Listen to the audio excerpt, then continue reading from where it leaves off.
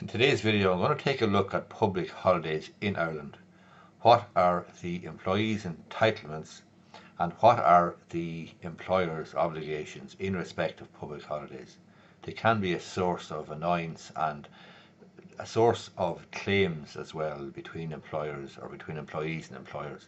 Let's take a look. Firstly, you need to understand that there are 9 public holidays in Ireland. You'll see them there on the screen. So you're talking about New Year's Day, St. Patrick's Day, Easter Monday, the first Monday in May, June and August, the last Monday in October, Christmas Day and St. Stephen's Day. They are the 9 public holidays in Ireland. There's 2 things you need to understand about this. Number 1, Good Friday is not on the list and is not a public holiday. And number 2, Easter Monday is the one public holiday that actually changes date from year to year. So they're the 9 public holidays. The basis of the entitlements under or for public holidays in respect of public holidays is set out in the Organisation of Working Time Act 1997.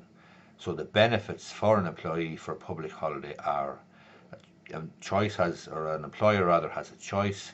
He can give a paid day off on the public holiday. He can give an additional day of annual leave. He can give an additional day's pay or a paid day off within a month of the public holiday. There's also a statutory instrument 475 of 1997 which sets out how you actually calculate the pay for holidays for the public holiday entitlement. If there's any dispute about this, there may be a calculation to be done in respect of part-time employees. Part-time employees, then the situation is this: if you've worked for your employer for at least 40 hours in the 5 weeks before the public holiday and the public holiday falls on a day that you normally work, you are entitled to a day's pay for the public holiday. If you're required to work that day, then you are entitled to an additional day's pay. If you do not normally work on that particular day, you should receive 1/5 of your weekly pay.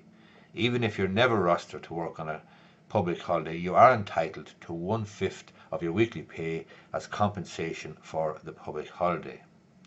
So it's important to recognise that there's no service requirement in respect of public holidays. In other words, you don't have to be working in a place for 6 months or 9 months or 12 months. You have an entitlement to a public holiday provided you worked at least 40 hours in the 5 weeks before the public holiday. It's important to note as well that the employer has a choice to give you time off, paid time off, instead of pay for the public holiday. That's up to the employer. In relation to sick leave and being absent due to illness on a public holiday, if you're a full-time worker on sick leave during a public holiday, you are entitled to benefit for the public holiday that you missed. A part-time worker, you're entitled to benefit for the public holiday provided you worked for your employer for at least 40 hours in the previous 5-week period. However, if you've been off work for more than 26 consecutive weeks due to illness or accident, or more than 52 weeks due to an occupational accident, and you're absent from work immediately before the public holiday because of this, you're not entitled to the public holiday benefit.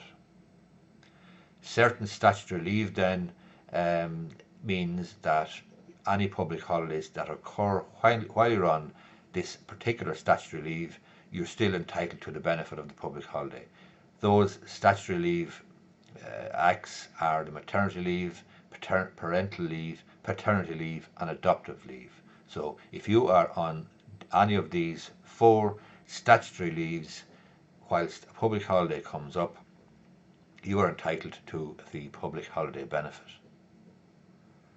If a public holiday falls on a day which is not a normal working day for that business, for example on a Saturday or Sunday, if you worked for example in an office or in a solicitor's or an accountant's or someplace, you're still entitled to benefit for that public holiday.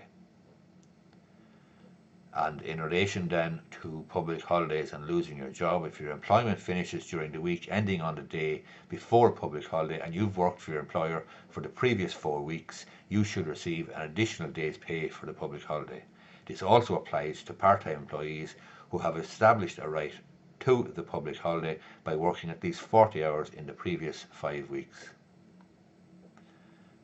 They are my details on the screen. I'm a solicitor in Enfield in County Meath, and I forgot to mention there, any disputes in relation to public holidays or public holiday entitlements need to be referred in the first instance to the WRC, that's the Workplace Relations Commission.